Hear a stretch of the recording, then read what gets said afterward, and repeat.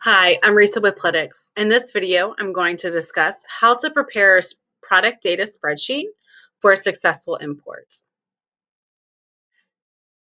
So there's 5 main rules to keep in mind when preparing a product data spreadsheet. The first is that the SKU, my column here in yellow, is the only mandatory column for the spreadsheet.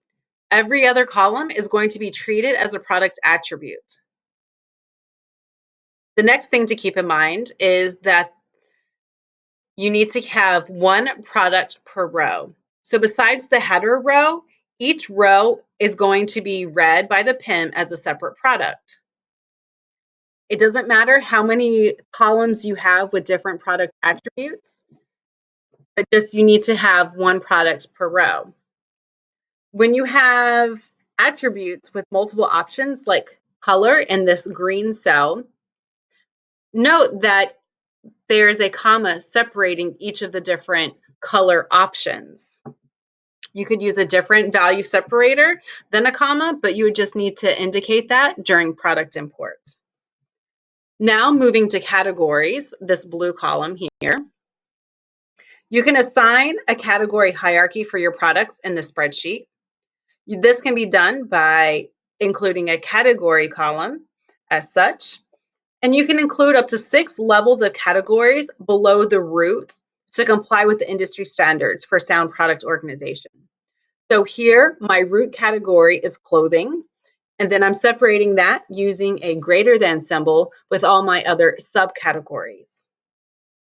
For more information on setting categories for products, check out the article or video in the Help Center.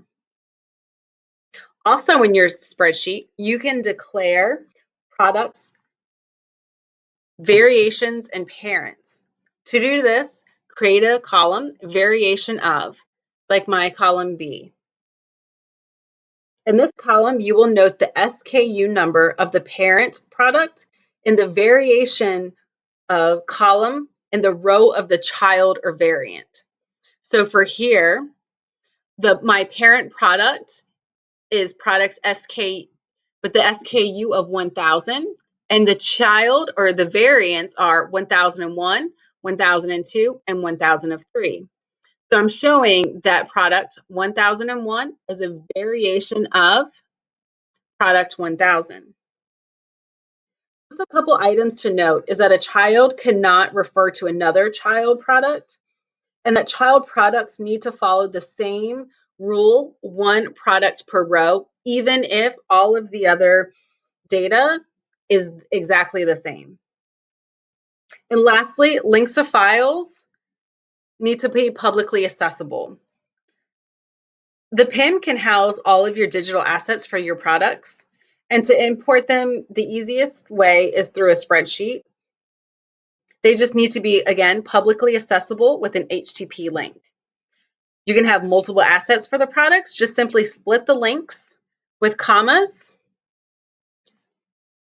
and then each file will be downloaded separately and assigned to the product. If you have any questions on preparing your spreadsheet for import, please don't hesitate to reach out to your customer success manager. Thank you for watching and have a great day.